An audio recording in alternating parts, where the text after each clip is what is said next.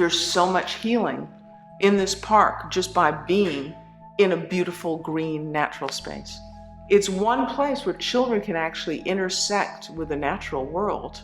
Pogo Park is going to connect kids with nature by providing a community garden where they could come and learn how to plant their own fruits and vegetables. We've also planted plants around the park that specifically attract butterflies, some birds, bees, so the kids could just observe them and learn more about them, specifically for them to be able to touch, smell. And it's good to have a zone that has a lot of greenery and they could just explore all they want to.